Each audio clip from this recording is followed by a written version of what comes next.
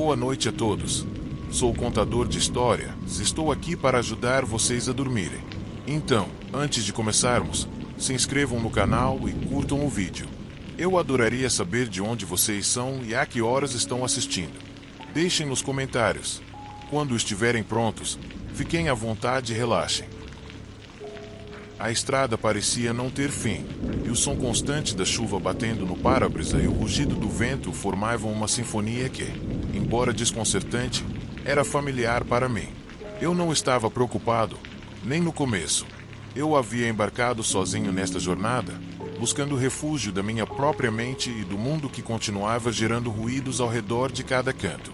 As férias solitárias não eram uma escolha recente, nem uma necessidade de descanso, como muitos pensavam.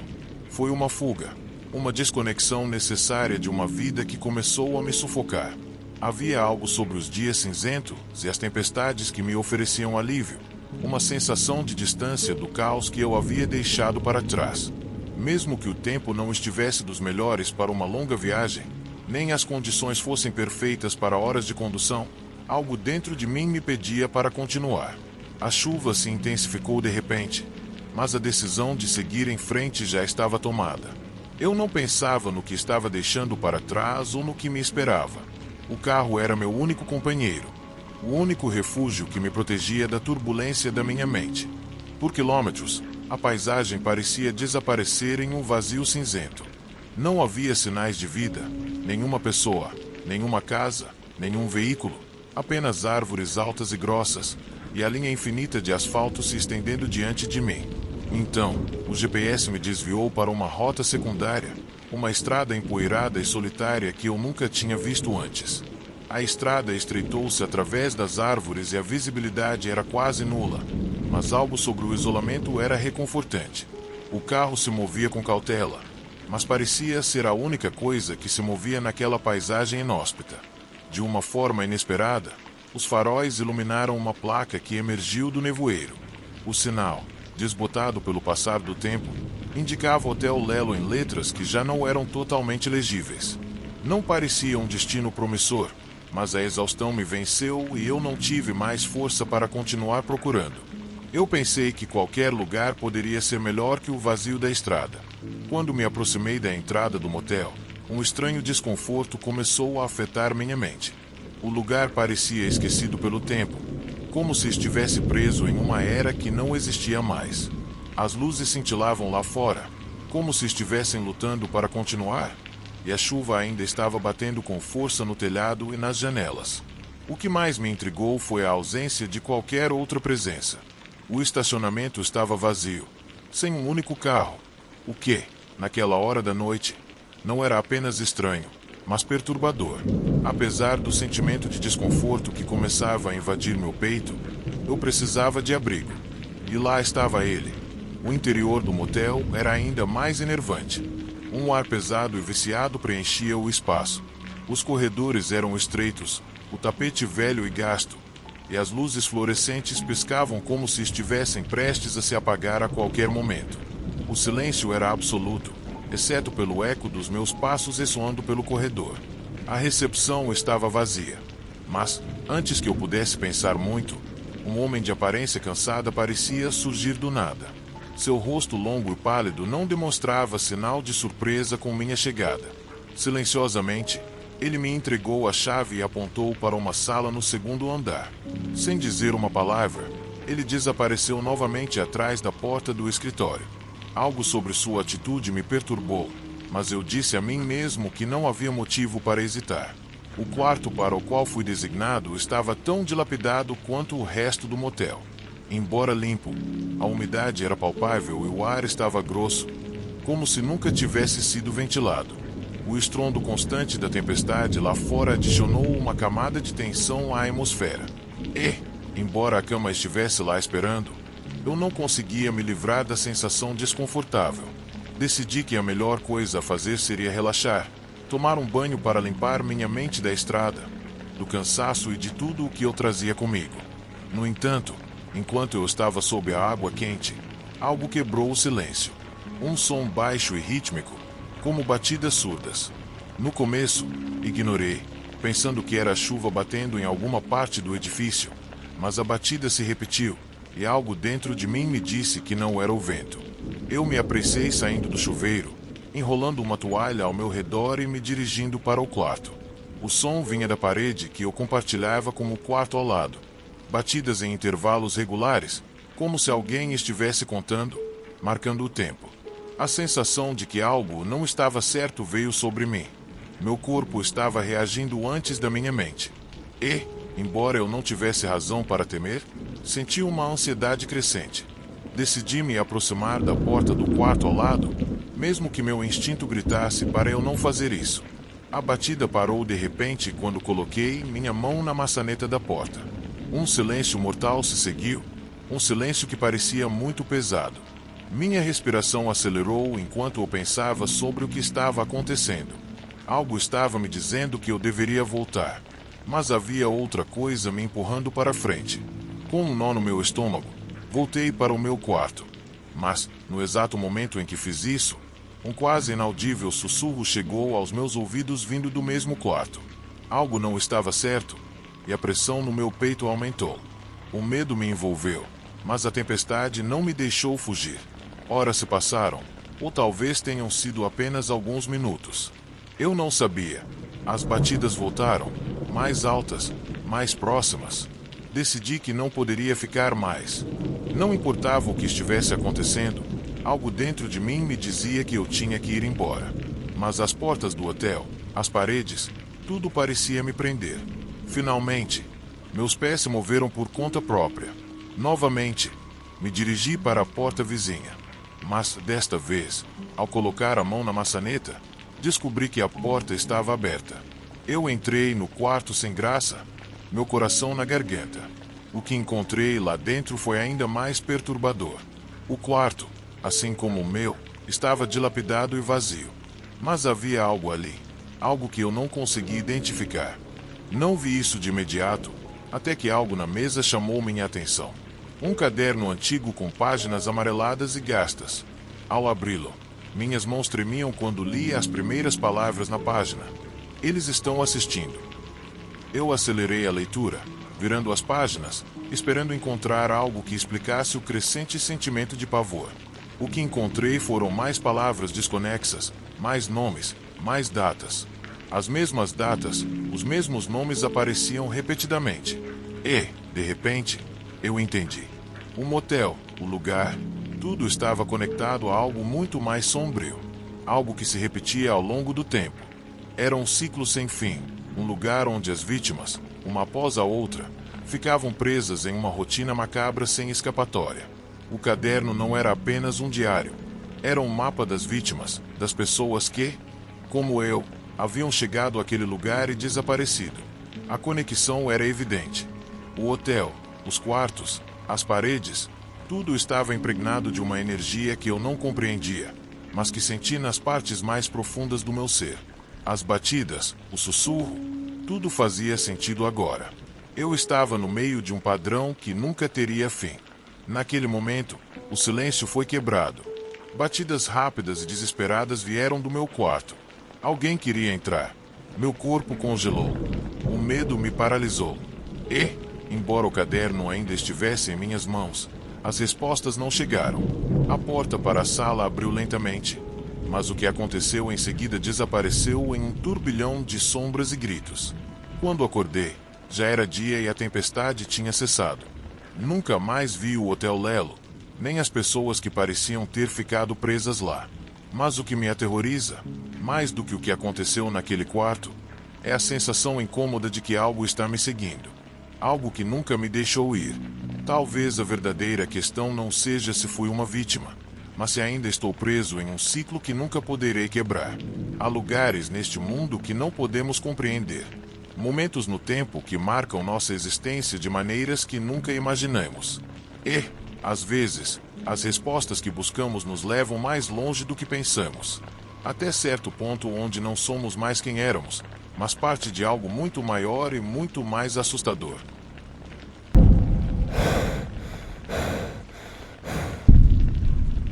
A chuva castigava impiedosamente o telhado da velha cabana. Cada gota ressoava como uma espada batendo contra uma superfície metálica, e o som era incessante, quase ensurdecedor. Eu estava sozinho no meio do nada, a várias horas de carro da cidade mais próxima, em uma densa neblina que mal me deixava ver a linha da floresta além da janela. Eu não tive escolha a não ser ficar lá. Não podia arriscar sair. Não numa noite como aquela. A previsão tinha sido clara. Tempestades ferozes durante as primeiras horas da manhã.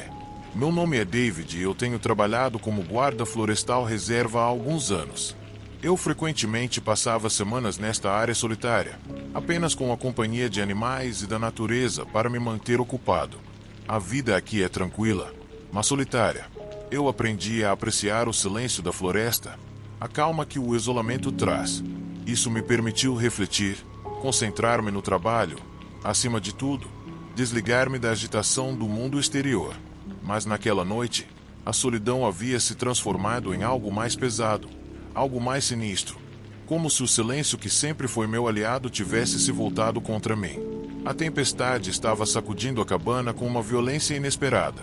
O vento gemia através das rachaduras, e embora as paredes do edifício fossem espessas, o frio penetrava em cada canto e recanto. O fogo na lareira queimava intensamente, mas, ainda assim, algo indescritível me gelava os ossos. Não era só o clima. Havia algo mais no ar. Algo que estava entre mim e a calma habitual que eu apreciava. Uma sensação desconfortável que me acompanhou a tarde toda. Cheguei na cabana no final da tarde, após o longo dia de patrulha na floresta. O que parecia ser um dia tranquilo virou um pesadelo com a chegada da tempestade. Quando me acomodei lá dentro, algo chamou minha atenção. Um cheiro estranho, como terra molhada e metal, começou a permear o ar. Não era algo que eu poderia identificar imediatamente, mas era familiar. Algo no meu subconsciente reconhecia aquele cheiro, embora eu não pudesse dar um nome a isso. E então, quando olhei pela janela, a floresta, que normalmente parecia serena e majestosa em sua quietude, parecia esconder outra coisa dentro de si. A névoa não cobria apenas o terreno, mas parecia engolfá-lo, dissolvendo as fronteiras entre o visível e o invisível. O frio não vinha só das rachaduras, mas também da sensação de que algo estava me observando de fora. Irracionalmente, fui atraído pela ideia de que eu não estava sozinho. No começo, tentei ignorá-lo, como se faz com os medos irracionais. Eu já havia trabalhado em lugares isolados antes e sempre soubera que a mente tende a pregar peças em situações de isolamento extremo. Mas naquela noite, algo me disse que não era simplesmente paranoia.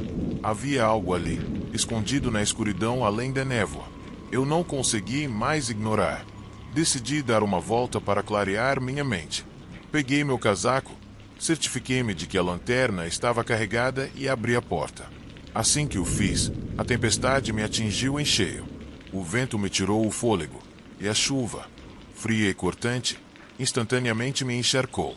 O mundo ao meu redor mergulhou na escuridão total, com a lanterna iluminando apenas alguns metros ao redor. Dei alguns passos em direção ao caminho, esperando que o ar fresco dissipasse o aperto que sentia no meu peito. No entanto, o desconfortável sentimento apenas se intensificou. Foi então que ouvi o primeiro som de farfalhar. Não era o som de um galho estalando no vento, como eu tinha primeiro assumido. Era mais profundo, mais pesado, como se algo grande estivesse se movendo através da floresta. Parei de repente. Com o coração acelerado, olhei na direção do som, mas a escuridão era total e a lanterna mal iluminava a poucos metros. Eu não conseguia ver nada, mas algo bem no fundo me dizia que eu não estava sozinho. Tentei racionalizar isso, pensar que era o vento ou um animal, mas a sensação de que algo estava me perseguindo, algo que eu não conseguia ver, tirou meu fôlego. Outro farfalhar, mais perto desta vez, fez meu pulso acelerar ainda mais. E então, um maçante som, como se algo pesado tivesse atingido o chão, fez o medo tomar conta de mim completamente. Minha mente começou a ficar turva e uma ideia se insinuou em meus pensamentos. E se não fosse o vento? E se não fosse um animal? E se isso não fosse nada natural? Essa última possibilidade gelou meu sangue. O que poderia ser então?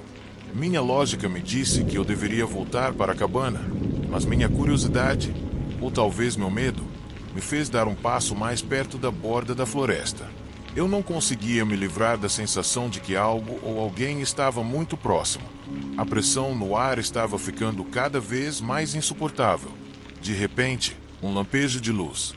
A lanterna que eu estava carregando começou a falhar. Por um segundo, apagou completamente. O ar parou, como se o próprio tempo tivesse decidido suspender. Naquele breve momento, senti algo invisível ao meu lado, tão perto que eu podia sentir a tensão no ar. Um arrepio percorreu meu corpo, e a necessidade de voltar para a cabana tornou-se quase urgente.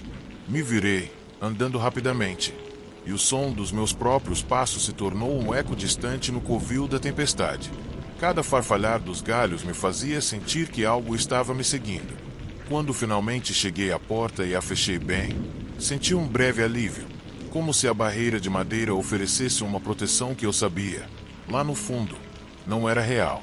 Me certifiquei de que a porta estava fechada com segurança, mas, mesmo assim, o medo ainda retumbava em meu peito. Algo não estava certo. Algo no ar ainda estava me perturbando, mesmo dentro da cabana. A sensação de estar sendo observado não desapareceu. Passaram-se minutos, talvez horas, mas minha ansiedade não diminuiu. A chuva ainda batia no telhado, forte como antes, mas o som não parecia mais ser apenas um lembrete da tempestade.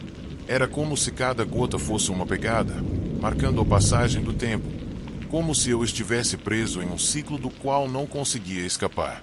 Foi então que ouvi o som que me fez entender que eu não estava sozinho. Um som fraco, vindo da parte de trás da cabana. Algo estava arranhando o chão, procurando uma maneira de entrar. Não era um animal.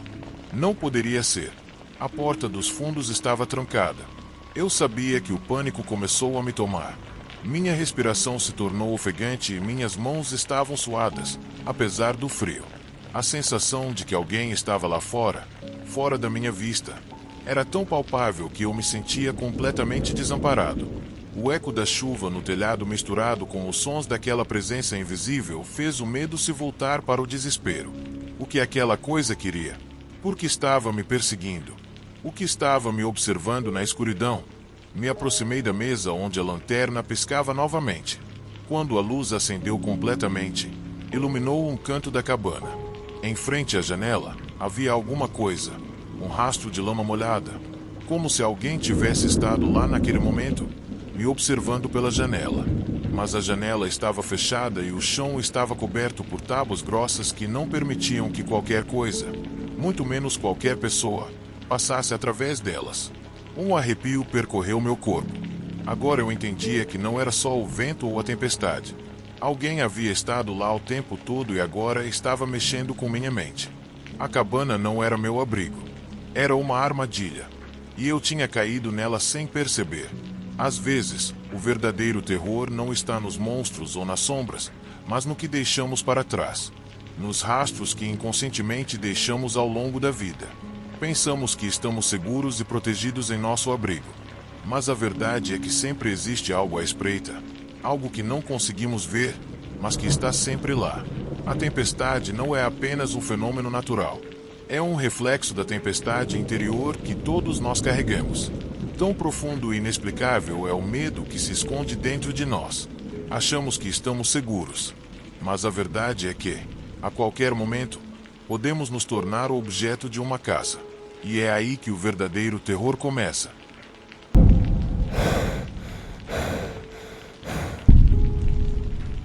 A tempestade desencadeava sua fúria sobre a cidade com uma violência inusitada, como se o próprio céu estivesse tentando arrastar tudo para o abismo.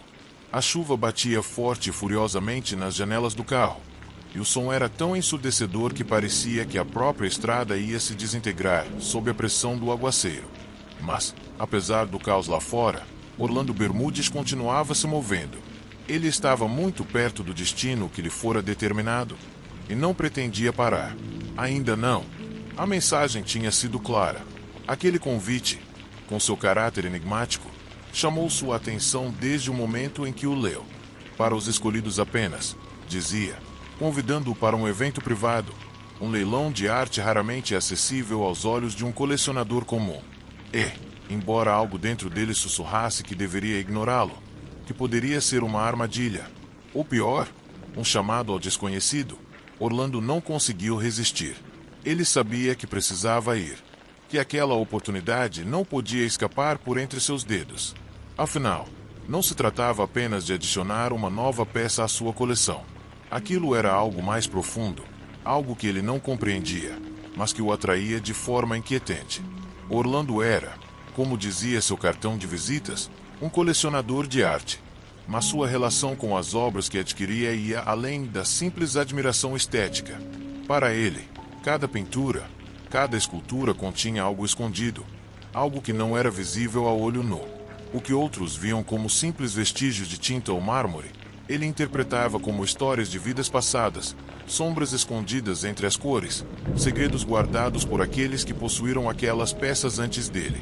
A história por trás de cada objeto o fascinava tanto quanto a obra em si, e essa obsessão o transformará em um conhecedor das passagens mais obscuras da arte. Mas é claro que nada disso o preparou para o que encontraria naquela noite.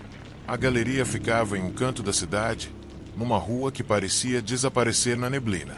A entrada era discreta, quase imperceptível, uma porta de madeira escura e uma placa de metal sem nome.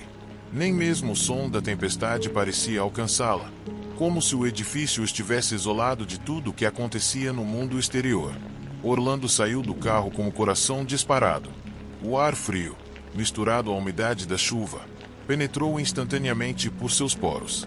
O interior do local estava mergulhado em quase total escuridão. Luzes fracas iluminavam as paredes, onde grandes pinturas estavam penduradas, arranjadas com uma precisão perturbadora. Cada uma delas parecia observá-lo, esperando sua reação, seu julgamento. O ar tinha uma densidade estranha, como se o tempo ali dentro tivesse parado, ou talvez acelerado. Era um espaço onde as sombras se alongavam e as cores se tornavam mais intensas, como se a atmosfera estivesse impregnada das histórias que aquelas obras contavam. A princípio, Orlando pensou que se tratava apenas de um leilão privado, uma ocasião para adquirir peças valiosas. Mas, à medida que se aproximava da mesa do leilão, a sensação de que algo estava errado o invadiu rapidamente. Não havia outras pessoas ali, ao menos à primeira vista.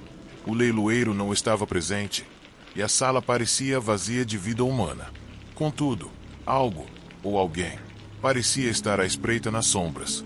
A chuva batia forte contra as janelas grossas, como se ela também percebesse a estranheza daquele lugar. Tudo estava silencioso, quebrado apenas pelo estrondo da tempestade do lado de fora. As primeiras obras foram apresentadas. À primeira vista, pareciam peças de grande qualidade, do tipo que se esperaria encontrar em uma exposição de alto nível. Mas, quando Orlando as observou de perto, algo dentro dele dizia que havia algo a mais. Não eram apenas pinturas. Não eram meras representações artísticas. Havia algo nas formas, nas linhas, na maneira como as figuras estavam dispostas que o fazia sentir que existia uma mensagem oculta. Algo sombrio. Uma das primeiras peças que chamou sua atenção era um retrato de uma mulher. À primeira vista, parecia uma obra convencional. A figura de uma senhora com uma expressão serena, quase triste. Mas, à medida que Orlando se aproximava e seus olhos absorviam os detalhes, algo o fez estremecer. Os olhos da mulher não refletiam vida. Pareciam vazios, desabitados, como se sua alma tivesse sido absorvida pela própria pintura. E, no canto da tela, quase invisível, havia uma figura sombria, uma silhueta escondida entre as sombras, quase imperceptível. Era como se alguém estivesse espreitando, observando de fora da pintura. Mas não como uma mera presença. Era como se aquela figura, ou a ausência dela, fizesse parte de algo muito maior e muito mais obscuro. À medida que as peças seguintes eram reveladas, Orlando sentia o horror começar a se apoderar de sua mente. Cada pintura que ele via parecia mais perturbadora que a anterior. Em uma delas, um homem estava no meio de uma poça de sangue, com os olhos vazios, fitando o espectador. Não era um simples retrato de um assassino, nem uma cena de violência gratuita. Havia algo mais naquele olhar, algo que parecia alertar quem o visse de que aquela imagem não era apenas uma representação. Era real. Em outra pintura, uma mulher segurava uma faca com desespero. Mas, atrás dela, quase oculto nas sombras, podia-se ver uma figura, uma presença que a dominava. Não era uma simples ilustração de uma cena macabra. Havia algo mais, algo que Orlando não conseguia entender completamente. As obras não eram perturbadoras apenas por sua técnica ou pelos temas que abordavam, mas porque, de alguma forma, Orlando começou a perceber que todas pareciam conectadas. E não apenas pelos artistas, mas pelos sujeitos retratados. Cada uma mostrava o mesmo tipo de cena: assassinatos, perseguições, desaparecimentos. Mas havia mais.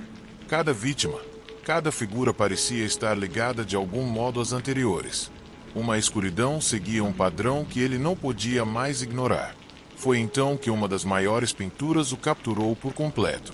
A tela mostrava uma figura desfigurada diante de um espelho quebrado. O reflexo, no entanto, não era o rosto da figura, mas o de outro ser, um com olhos vazios e cheios de desespero. Ao se aproximar, Orlando viu algo mais. Entre as rachaduras do espelho, quase invisível, havia uma sequência de números. O pânico tomou conta dele. Aqueles números não pareciam meros detalhes aleatórios. Pareciam datas de assassinatos, talvez de pessoas desaparecidas. Eram a chave, a conexão entre todas as pinturas. Mas o que significavam? Aterrorizado, Orlando tentou entender. A chuva ainda caía furiosamente, e as luzes começaram a piscar, como se o próprio lugar reagisse ao seu desconforto crescente.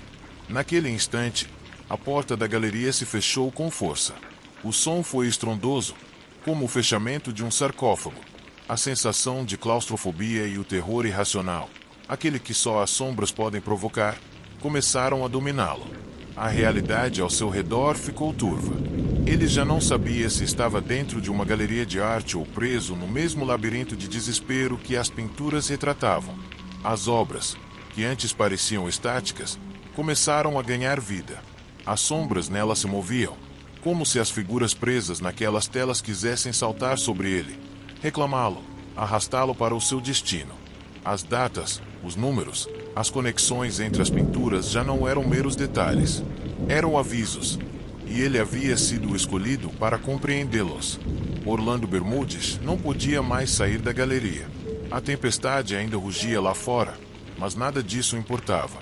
Lá dentro, as pinturas continuavam a sussurrar segredos sombrios, e ele se tornará parte delas. No fim, ele percebeu que a arte não era apenas uma janela para o sofrimento. Era uma armadilha que o capturou em sua rede. E agora você, que está lendo estas palavras, pode ser o próximo. A galeria continua esperando. As sombras continuam a se mover. E a arte continua contando histórias. Histórias que nem sempre foram feitas para serem compreendidas.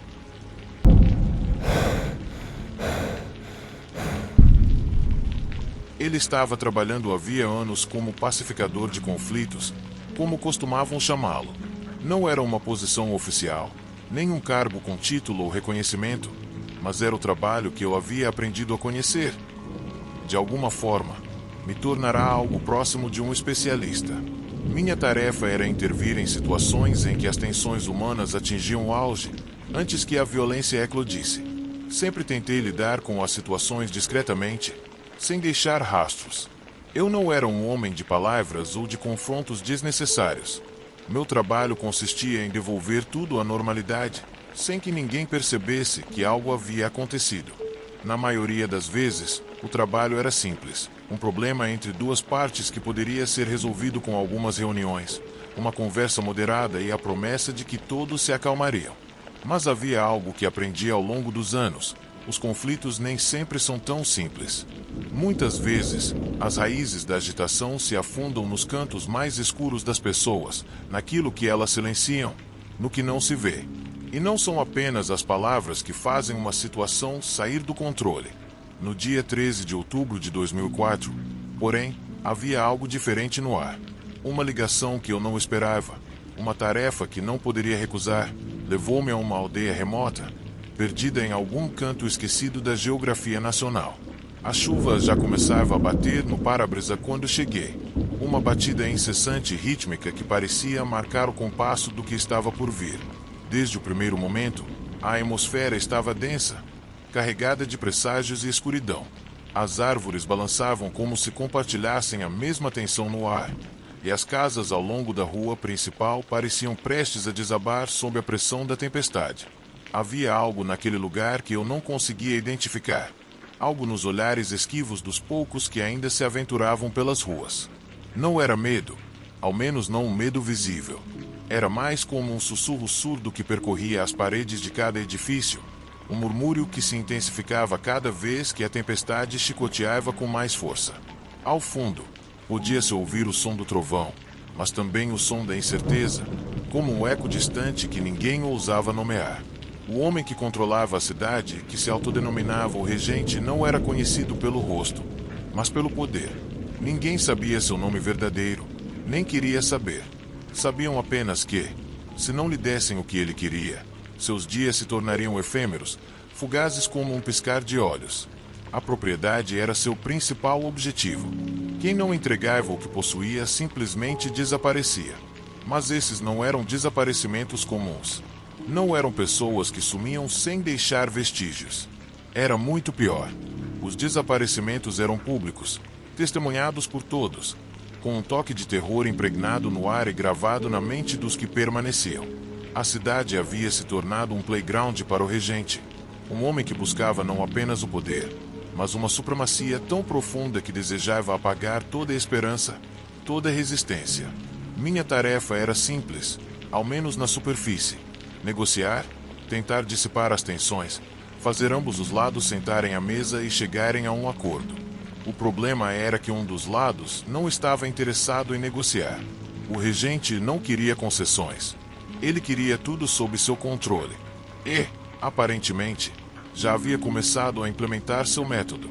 Entrei na igreja procurando pelo padre, o único homem da cidade que ousava falar publicamente contra o domínio do regente. A igreja, no entanto, estava vazia. Apenas uma fileira de bancos quebrados, alguns queimados, e paredes rachadas me acompanharam enquanto eu entrava. A atmosfera era opressiva, como se o tempo tivesse parado ali há muito tempo. De repente, o som de passos no andar de cima ecoou por todo o edifício. Eu parei. Não estava sozinho. Contudo, não vi ninguém. Apenas uma porta se fechando lentamente ao fundo. Isso me deixou alerta, mas ainda assim decidi prosseguir. O padre havia deixado uma nota, e com ela, a mesma mensagem enigmática que todos os informantes anteriores haviam me dado: não tente impedi-lo. É tarde demais. A chuva ainda caía com a mesma insistência. A cidade parecia adormecida. Ninguém se movia, mas todos sabiam o que estava acontecendo. Caminhei novamente em direção à praça, tentando entender o que de fato se passava. Foi então que vi os primeiros sinais do que vinha acontecendo. Ao lado de uma das maiores propriedades da cidade, vi 2 corpos caídos no chão, quase escondidos pela chuva. Não ficou claro se estavam mortos, mas a maneira como jaziam ali, sem qualquer movimento, sem sinal de vida, me fez presumir o pior. Não havia vestígios de luta, apenas a marca do terror estampada em seus rostos. Incapaz de me conter, olhei para o prédio ao lado. Uma pequena placa com o nome da propriedade ainda pendia torta na fachada. O regente havia deixado sua marca. A chuva continuava caindo, mas algo mudou dentro de mim. Eu havia vindo em busca de uma solução, tentando um caminho pacífico, como sempre fiz. Mas não era assim tão simples. Os sinais eram claros. Já não se tratava de resolver um conflito. Aquele lugar não era mais pacificável. O mal que ali se formava era muito mais profundo. Era uma doença que corroía os próprios alicerces das pessoas, seus valores, sua humanidade. O regente não era apenas o homem sedento por poder. Não era um tirano comum. O que ele queria, de verdade, era destruir tudo o que havia sido construído sobre os fundamentos daquela cidade. Ele queria eliminar a esperança, a crença na bondade. Queria acabar com todas as pessoas que ainda carregavam alguma humanidade. Os moradores da cidade não conseguiam enxergar isso. Não porque fossem tolos, mas porque estavam presos, sufocados pelo medo, pelo desespero de já terem perdido tudo. A noite passou rapidamente. A cidade, mergulhada na escuridão, não tinha mais nada além de sombras e ruínas.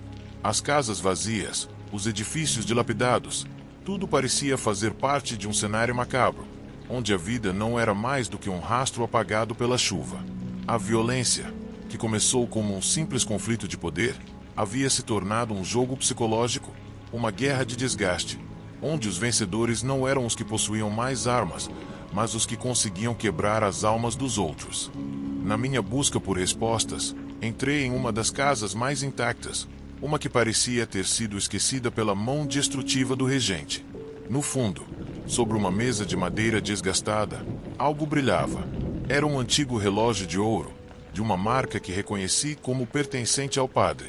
O objeto estava em perfeito estado, quase como se tivesse sido deliberadamente colocado ali. Foi então que compreendi. O padre não havia sido morto por suas crenças, nem por resistir ao regente. Ele havia caído porque tentará lutar contra algo muito maior. O vazio. O vazio que o regente deixará em cada canto daquela cidade. Saí da casa com uma sensação de derrota, como se o próprio ar me esmagasse. Tudo o que eu tentará fazer fora é inútil. As pessoas não haviam sido apenas despojadas de sua identidade e de seus recursos, mas também de sua humanidade. E, enquanto minha tarefa era evitar que a violência eclodisse, o que encontrei ali não era algo que pudesse ser contido com uma simples conversa. A tempestade continuava seu curso implacável. A cidade, como um ser moribundo, parecia exalar seu último suspiro. E, ao partir, deixando tudo para trás, eu soube que havia algo maior em jogo, algo que eu não conseguia compreender completamente. Aprendi algo naquela noite. Embora não tenha sido a lição que eu esperava, compreendi que a maior ameaça à nossa sobrevivência não são os monstros que tememos, mas os vazios que permitimos crescer dentro de nós. Na escuridão daquela tempestade, percebi que nem todos os conflitos podem ser apaziguados, nem todas as guerras podem ser vencidas. Algumas batalhas simplesmente nos destroem. E, quando olhei para trás, não havia mais nada, apenas o silêncio.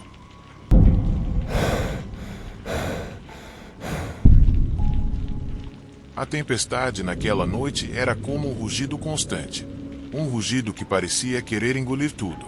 O som da chuva batendo nas janelas do museu era ensurdecedor, e as gotas escorriam pelo vidro como se quisessem escapar de algo mais sombrio.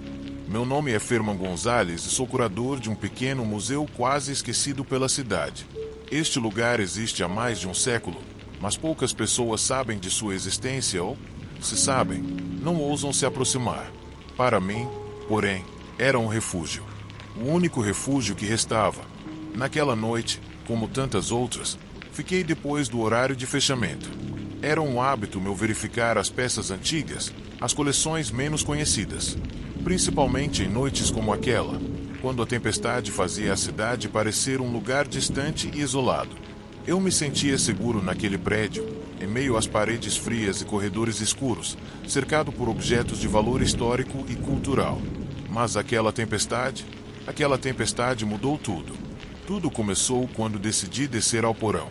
Os porões do museu sempre me atraíram, não apenas pelo ar viciado e pela poeira que parecia grudar em cada canto, mas também porque abrigavam os objetos mais raros, aqueles que não eram expostos ao público, talvez por causa de sua fragilidade ou peculiaridade. Alguns desses artefatos vieram de colecionadores particulares que preferiram permanecer anônimos. Outros foram adquiridos em leilões discretos. Meu trabalho era catalogá-los, estudá-los, dar-lhes significado dentro da história do museu. Naquela noite, enquanto descia as escadas rangentes que levavam ao porão, senti uma estranha inquietação. Algo na atmosfera havia mudado. Eu não sabia se era o som da tempestade ou o peso do silêncio que tomava conta de cada canto do museu, mas havia uma sensação de perigo no ar, como se a escuridão do porão tivesse ganhado vida própria. Decidi ignorar aquilo. Era comum que minha mente, especialmente quando eu estava sozinho, me pregasse peças. Então, com a lanterna em mãos, desci os últimos degraus e me vi na sala de depósito. O porão não era muito grande e a maioria dos objetos estava coberta por lençóis brancos, o que dava ao local uma sensação fantasmagórica. Mas, como sempre, eu sabia que aquilo era apenas um truque da mente. Minha lanterna iluminava uma mesa no centro da sala, e ali, entre outros objetos, vi algo que nunca tinha visto antes. Um artefato coberto por um pano preto que não pertencia a nenhuma das coleções conhecidas do museu. Não era muito grande, talvez do tamanho de um livro grosso, mas o que me surpreendeu não foi seu tamanho, e sim a forma como era decorado. O metal, ou ao menos o que parecia ser metal, tinha uma textura incomum, lisa, quase como couro, apesar da camada de poeira que o cobria. Era evidente que aquele era um objeto antigo, muito mais antigo do que qualquer peça que eu já havia manuseado. Estendi a mão e toquei nele. Uma sensação fria percorreu meus dedos. Mas não era só o frio que me perturbava. Havia algo mais naquele objeto, um pulso, como se estivesse vivo. Não consegui me livrar da sensação de que, ao tocá-lo, algo havia despertado. Foi então que ouvi um ruído. Um som fraco, quase imperceptível, vindo de algum canto escuro do porão. Era o rangido da madeira velha, como se alguém estivesse ali. Virei-me. Meu coração acelerou, mas a sala continuava vazia. A lanterna iluminava as sombras, mas não havia sinal de vida. Decidi pegar o artefato e examiná-lo mais de perto, sem saber que estava tomando uma decisão que mudaria minha vida para sempre. A primeira coisa que notei foi uma inscrição na base, uma série de números e símbolos que eu não reconhecia. Não era latim nem grego, mas algo completamente estranho para mim. Uma língua que eu nunca tinha visto antes. Ao olhar mais atentamente, percebi que o artefato tinha um mecanismo interno. Algo que parecia uma pequena fenda, como se fosse uma espécie de chave ou fechadura secreta. Naquele instante, um som estrondoso vindo de fora me arrancou dos pensamentos. Um trovão tão forte que as paredes do museu tremeram. A tempestade parecia ter se enfurecido ainda mais, e por um momento, senti que o edifício estava prestes a ceder. Mas já era tarde demais para voltar atrás. Eu já havia tocado no artefato. Já havia acionado algo. Corri do porão, com o artefato nas mãos, subindo as escadas com um senso de urgência que eu não conseguia explicar. A atmosfera no museu havia mudado. O ar não estava apenas pesado, estava denso, carregado de uma tensão palpável. Quando voltei ao meu escritório, deixei o artefato sobre a mesa e me sentei, tentando acalmar minha mente. Mas algo me dizia que eu havia feito algo irreversível. Naquela noite, a tempestade não deu trégua. As horas pareciam se arrastar, e apesar do cansaço, achei impossível dormir. Não era a tempestade que me mantinha acordado, mas a estranha sensação de estar sendo observado, como se alguém, ou alguma coisa, estivesse à espreita. Levantei-me várias vezes para verificar as janelas e garantir que estava sozinho. Mas o sentimento persistia. Na manhã seguinte, ao chegar cedo ao museu, percebi que algo mais havia acontecido. A notícia estava em todos os lugares, um assalto a um escritório local, uma série de notas falsas de alta qualidade circulando pela cidade. A polícia investigava, mas não havia pistas. Algo não fazia sentido. O artefato, a fenda em sua base, aquilo não era para uma chave, era para cortar notas. Notas falsas. No início, não entendi como aquilo podia estar relacionado. O artefato era apenas uma peça antiga de metal, uma peça que não pertencia a nenhuma das coleções oficiais do museu. Mas como isso se conectava ao roubo? O que isso tinha a ver comigo? Dias depois, a polícia começou a interrogar vários funcionários do museu. Não diretamente a mim, mas eu já podia ver a sombra da dúvida pairando sobre minha vida. Sabia que, mais cedo ou mais tarde, chegariam até mim. A cidade, aquele pequeno e fechado lugar, começava a falar. Havia algo que não se encaixava. As peças estavam começando a se unir. A tempestade não cessava, mas minha angústia só aumentava. A cada dia, sentia-me mais assombrado, mais preso, não apenas pela investigação, mas pela sensação de que algo muito mais sinistro estava envolvido. Encontrei-me verificando o artefato repetidamente, procurando alguma pista, alguma explicação lógica, mas não havia nenhuma. E quando tentei me livrar dele, não consegui. Algo me impedia. Finalmente, compreendi. Aquele objeto não só tinha um propósito, como também era o catalisador de algo muito maior. Um grupo mafioso escondido nas sombras desta pequena cidade usava o artefato havia anos para fabricar notas falsas de alta qualidade, e eu havia, involuntariamente, me tornado parte dessa história. Um erro que não podia ser desfeito. À medida que as semanas passavam, percebi que a situação se tornava perigosa. A polícia me vigiava. Estranhos indivíduos me seguiam pela cidade, observando-me de longe. Minha família, minha esposa e filhos, tornaram-se alvos fáceis. Eu não podia arrastá-los para isso. Então, tomei a decisão de fugir. A tempestade ainda é a única coisa que me acompanha. Um som constante, que nunca cessa. E embora eu não esteja mais naquele museu, embora eu não seja mais o curador, as sombras do que descobri continuam a me assombrar. Não há escapatória para aquilo que é desencadeado, mesmo que seja apenas por curiosidade. Agora, enquanto fujo com minha família e meu nome figura em listas policiais, sei que o verdadeiro terror não vem do desconhecido. Às vezes, o medo é uma decisão. É um passo que damos sem pensar. Às vezes, penso em tudo o que perdi. O museu, meu trabalho, minha identidade e a paz que um dia tive. O pior de tudo, porém, não é ter perdido essas coisas. O pior é não ter visto o que estava bem diante dos meus olhos, até que fosse tarde demais. Alguém uma vez me alertou que a história tem seus próprios mecanismos, e que, ao tentar alterá-la, você pode fazer muito mais do que mudar o passado. Pode desencadear um futuro que não se pode controlar. Se ao menos eu tivesse deixado aquele artefato onde o encontrei, se eu apenas tivesse fechado aquela porta sem olhar para trás. Em algum momento, de alguma forma, todos nós estamos destinados a enfrentar as consequências das nossas próprias decisões. O medo nem sempre é algo que se esconde nas sombras. Às vezes, o medo é uma escolha.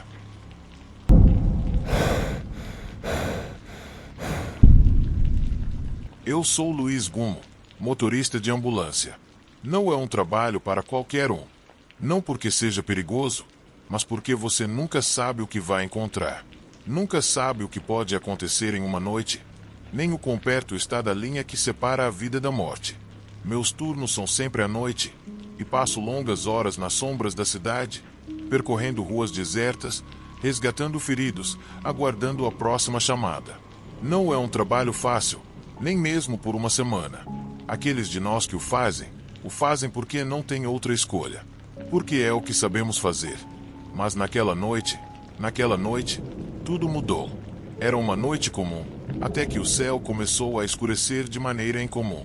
As nuvens rapidamente se reuniram em um manto grosso que cobria o horizonte, como se algo sinistro estivesse se formando. Ainda não chovia, mas o ar estava pesado, pesado como se o mundo estivesse prestes a explodir. Enquanto eu seguia pelas ruas desertas, iluminadas apenas pelos semáforos piscando e pelos faróis da ambulância, uma sensação estranha tomou conta de mim. Não era medo, mas uma inquietação inexplicável. Como se algo estivesse errado. Como se alguém estivesse me observando. A primeira chamada veio pelo rádio, interrompendo meus pensamentos. Acidente na Rua 14. Ferimentos graves. Precisamos da sua ajuda, Luiz. O tom da voz era familiar, mas ao mesmo tempo incomum. Algo na forma como sussurrava, como se estivesse se escondendo, me pareceu estranho. Não era uma voz normal, como nas outras chamadas de emergência. O endereço ficava em um bairro ao sul da cidade, um lugar que muitos evitam. Um bairro decadente, onde as casas são velhas e as ruas frequentemente desertas. Mas eu não tinha escolha. Meu trabalho era ir, sem fazer perguntas. A chuva começou a cair forte quando me aproximei da área. Cada quilômetro parecia mais longo, e a tempestade apenas se intensificava. Achei que fosse coincidência, que eu estava apenas sendo paranoico, mas a sensação estranha continuava correndo pelo meu corpo. Quando cheguei à Rua 14, dei de cara com uma casa que parecia abandonada. Era um velho prédio de tijolos vermelhos, desgastado pelo tempo, com janelas quebradas e um jardim tomado por ervas daninhas. Estacionei em frente e saí do veículo. A chuva me encharcou instantaneamente, mas não parei. Algo me dizia que eu precisava entrar, apesar da estranheza do lugar. Aproximei-me da porta, que se abriu com um rangido que ecoou na quietude da noite. Lá dentro, tudo estava escuro, exceto por uma luz fraca vindo da sala de estar. No início, não vi nada de anormal, apenas uma cadeira quebrada no centro da sala e uma mesa coberta de papéis velhos. Não havia sinais de feridos nem de vítimas. Parecia que não havia ninguém ali. Ainda assim, algo estava errado. Senti uma pressão no peito, como se estivesse sendo observado. Revirei a casa inteira, mas não encontrei nada que justificasse a chamada. Tudo parecia calmo, embora uma sensação estranha me dissesse que eu deveria sair dali o quanto antes. Deixei a casa e voltei para a ambulância. Quando estava prestes a partir, uma nova chamada interrompeu meus pensamentos. Vários acidentes na rodovia 55. Veículo capotado. 2 vítimas graves. Preciso da sua ajuda, Luiz. A mesma voz. O mesmo sussurro. Mas, dessa vez, parecia vir de mais longe. Um arrepio percorreu meu corpo.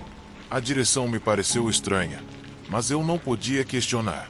Acelerei e segui em direção à rodovia 55. A viagem foi mais longa do que eu esperava. A chuva batia forte no para-brisa, reduzindo a visibilidade a poucos metros. A estrada parecia deserta e o ar, denso, quase impossível de respirar. Quando cheguei ao local indicado, não havia acidentes.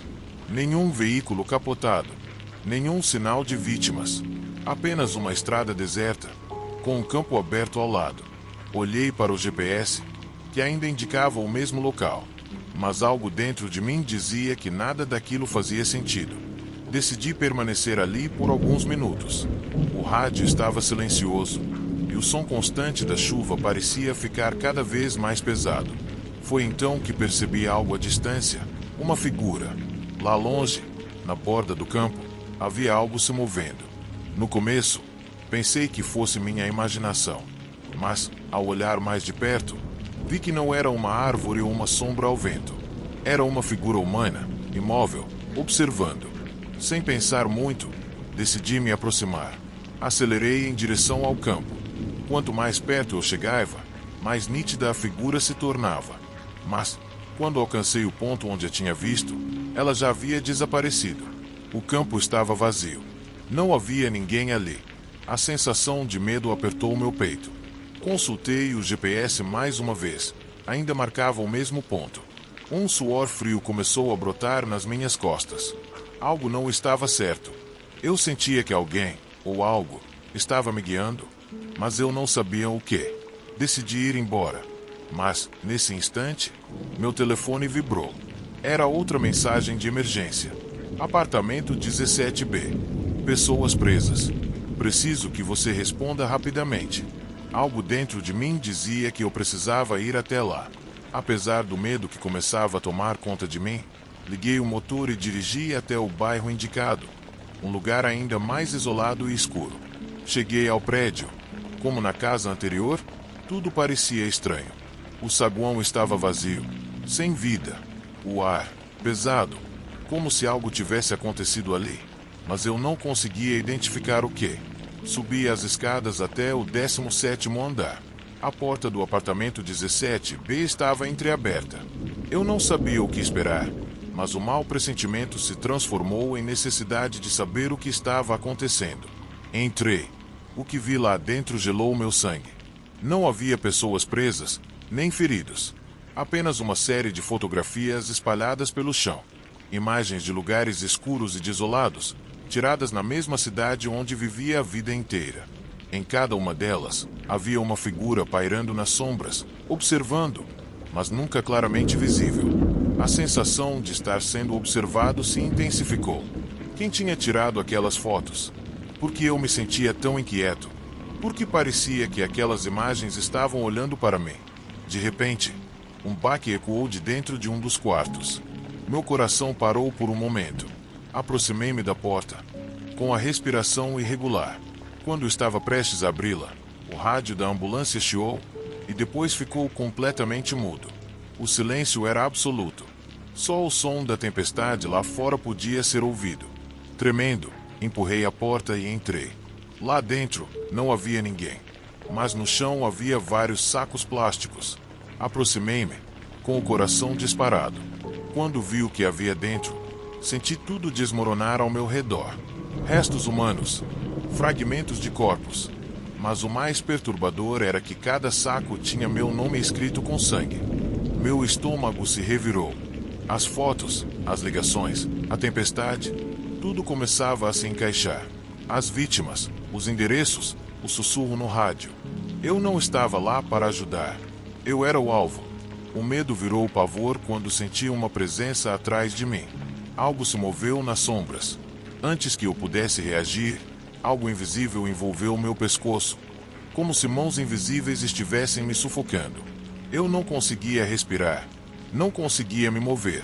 Só o desespero me deu forças para virar e correr. Descia as escadas tropeçando nos degraus, ouvindo passos atrás de mim, cada vez mais próximos. Não olhei para trás. Apenas corri, sem pensar em mais nada. Quando finalmente cheguei à ambulância, a tempestade ainda rugia. Liguei o motor e parti em alta velocidade, sem rumo. Minha mente era um caos. O que acabará de acontecer? O que tudo aquilo significava? Foi então que o telefone tocou de novo. Uma nova chamada, da mesma voz. O mesmo sussurro que me guiara durante toda a noite. Antes que eu pudesse atender, a ligação caiu. Um arrepio percorreu minha espinha. Naquele instante, entendi. As chamadas não eram para eu ajudar ninguém. Não era acidente algum. Eu fazia parte de um jogo macabro. Um jogo em que os papéis de salvador e vítima se confundem, e todos acabam perdendo. A tempestade não era a ameaça. A verdadeira ameaça era a mente que me manipulava, e que provavelmente nunca deixou de me observar. Agora, a pergunta que me assombra não é como escapar, mas se eu realmente escapei. Porque talvez eu nunca tenha escapado. A chuva está sempre lá, como a escuridão que se esconde por trás das pessoas que pensamos conhecer. Às vezes, o mais perturbador não é o que conseguimos ver, mas o que falhamos em compreender.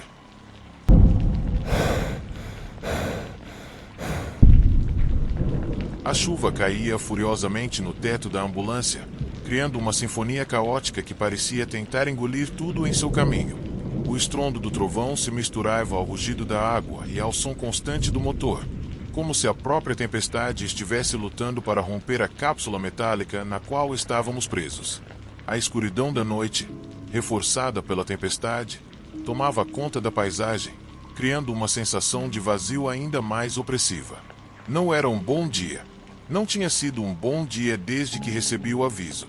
Era 1h30 da manhã, bem no meio de uma cirurgia urgente no hospital.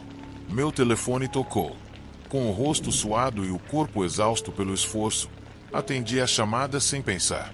A voz do outro lado da linha falava rápido, como se cada palavra estivesse carregada de angústia, pressionando-me. Você tem que vir rápido. É sério, disse o homem. Sério, repeti, sem entender, enquanto minhas mãos continuavam seu trabalho na sala de cirurgia. A urgência no tom dele não deixava espaço para perguntas. Mas então ele mencionou algo que gelou meu sangue, o lugar. E, acima de tudo, o nome. O nome dele. Kauai. Meu irmão. 25 anos haviam se passado desde seu desaparecimento. Uma época escura em que minha vida deu uma guinada que nunca compreendi totalmente. O caso do desaparecimento dele se tornou apenas mais um entre tantos outros esquecidos numa lista interminável de eventos não resolvidos. A polícia nunca conseguiu descobrir nada, e minha mãe, destruída pela dor, nunca parou de esperar por ele. Eu, ainda uma criança na época, aprendi a conviver com o vazio, a lidar com a perda. Mas a imagem de seu desaparecimento nunca deixou de me assombrar. Durante todos esses anos, seu nome e seu rosto se tornaram sombras, ecos distantes que só voltavam nos piores momentos das minhas noites solitárias. Mas agora ali estava ele, seu nome, flutuando no ar daquela chamada, tão claro quanto o som do trovão ecoando ao fundo. Meu coração deu um pulo, e eu soube, sem sombra de dúvida, que algo terrível estava prestes a acontecer. Minha mente, atordoada pela fadiga, tentava organizar os pensamentos. Por quê? Porque o nome dele surgia subitamente em uma emergência. Meu corpo ainda reagia automaticamente, embora minha mente parecesse ter parado. Enquanto a ambulância corria pela estrada escura, minhas memórias giravam, e eu não conseguia parar de pensar na pergunta que não queria fazer. Eu realmente queria salvá-lo. A ambulância avançava em alta velocidade. O motorista manobrava silenciosamente, apesar da tempestade que dificultava a visibilidade. Luzes piscantes iluminavam brevemente as sombras à beira da estrada, criando uma atmosfera ainda mais surreal. O ar dentro da ambulância era denso, como se o espaço estivesse carregado com uma energia estranha. Como se algo no universo estivesse conspirando para me reunir com meu passado de uma forma que eu não compreendia. Quando chegamos ao local, tudo aconteceu quase automaticamente. A cena diante de mim era brutal. O homem deitado no chão, gravemente ferido, não era um estranho. Seu rosto pálido, coberto de suor, exibia uma ferida profunda na lateral do corpo, uma hemorragia que ameaçava tirar-lhe a vida em poucos minutos. Em seus olhos havia desespero e terror, um olhar que eu não consegui ignorar. Mas o que mais me impressionou foi a cicatriz em seu braço. Aquela cicatriz, eu a tinha visto tantas vezes em minhas lembranças. Eu não podia acreditar nos meus olhos. A tempestade rugia mais forte, e a escuridão parecia querer engolir a todos nós. Mas algo dentro de mim, um instinto, me fez perceber o que estava acontecendo. Aquele homem não era um desconhecido. Era ele. Era o meu irmão. Minha mente entrou em choque, suspensa entre a descrença e o horror. Eu não conseguia entender como aquilo era possível. Onde ele estivera? Por que havia desaparecido? O que fizera durante todos esses anos? Perguntas sem resposta naquele momento. Meu irmão estava ali, sangrando diante de mim. E eu, o mesmo que crescerá com sua ausência, agora tinha que decidir se deveria ou não salvá-lo. Olhei para ele mais de perto enquanto administrava um gotejamento intravenoso. Era impossível tirar os olhos de seu rosto. E, nos olhos dele, vi algo que me arrepiou ainda mais: reconhecimento. Havia algo em seu olhar que dizia que ele me conhecia, que sabia quem eu era. E mais do que isso, ele parecia estar esperando algo de mim. Como se nossas vidas estivessem conectadas, mesmo durante todo esse tempo. O sentimento de estar sendo observado, perseguido, atingiu-me com força. Aquela sensação de que, apesar de termos vivido vidas separadas, nunca estivemos realmente distantes. Como se sempre houvesse algo entre nós, uma linha invisível que nos ligava. Minhas mãos começaram a trabalhar rapidamente, tentando não deixar que meus pensamentos, completamente descontrolados, tomassem conta. Os danos em seu corpo eram extensos, e o sangue continuava a escorrer enquanto a tempestade seguia implacável. Não havia tempo para perguntas, nem para dúvidas. Eu tinha que agir. Como cirurgião, eu sabia o que fazer. Mas naquela noite, algo mais estava em jogo. Aquela operação, se é que podia ser chamada assim, não era apenas uma questão médica. Havia algo mais profundo em jogo. O peso de uma vida que havia desaparecido e agora estava, de algum modo, de volta à minha frente. A angústia tomou conta de mim enquanto eu conduzia a operação. Eu sabia que estava salvando-o, mas ao mesmo tempo sentia que o estava condenando. Por que ele reaparecera agora? O que estivera fazendo durante todos aqueles anos? Minha mente não parava de formular hipóteses, mas as respostas nunca vinham. Havia apenas uma verdade. Meu irmão estava ali, e eu era a única pessoa que podia salvá-lo. A tempestade lá fora parecia se intensificar, e o ar dentro da ambulância tornava-se mais espesso, mais pesado. Algo não estava certo.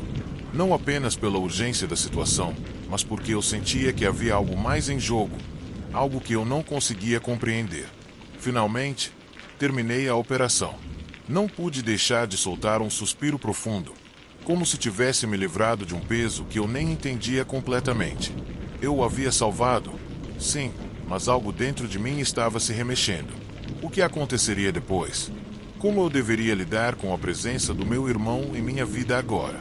Eu tinha feito a coisa certa ao salvá-lo, mas não conseguia me livrar da sensação de que algo mais, algo sombrio, nos unia. O que teria acontecido se eu tivesse decidido deixá-lo morrer ali, no chão, sob a tempestade? Teria sido a coisa certa a se fazer? A ambulância continuava seu caminho pela tempestade, mas minha mente não parava de voltar a um único pensamento: a conexão. A tempestade lá fora não era apenas um reflexo do que acontecia ao nosso redor, mas também do que estava ocorrendo dentro de mim. O que começou como o simples desaparecimento do meu irmão agora se tornava um enigma muito mais complexo. O que aconteceu durante todos aqueles anos de ausência? Por que meu irmão reapareceu tão de repente? E que papel ele desempenhava na minha vida agora? Mais do que salvá-lo, eu precisava confrontar meu próprio passado, meus próprios demônios. O peso da decisão ainda estava presente, e a tempestade, com sua fúria, não parecia disposta a me deixar descansar. A vida, às vezes, não nos oferece respostas claras, apenas perguntas que continuam a nos assombrar. No final, entendi que as pessoas nem sempre desaparecem porque o tempo as apaga. Às vezes, somos nós que as procuramos inconscientemente e as atraímos de volta. Porque, no fundo, sabemos que o passado nunca desaparece completamente. O passado sempre retorna de formas estranhas e distorcidas. E quando o faz, nos confronta com nós mesmos de um jeito que não podemos evitar. Naquele momento, compreendi que a verdadeira questão não era se eu deveria salvar meu irmão. A pergunta era: eu conseguiria viver com o que descobri naquela noite? A tempestade externa era apenas um reflexo da tempestade interna dentro de mim. Enquanto a ambulância seguia pela chuva, minha mente continuava se perguntando quem realmente havia desaparecido naquela noite, há 25 anos. Teria sido meu irmão, ou teria sido eu? A tempestade dentro de mim ainda não havia passado, e eu não sabia se algum dia passaria.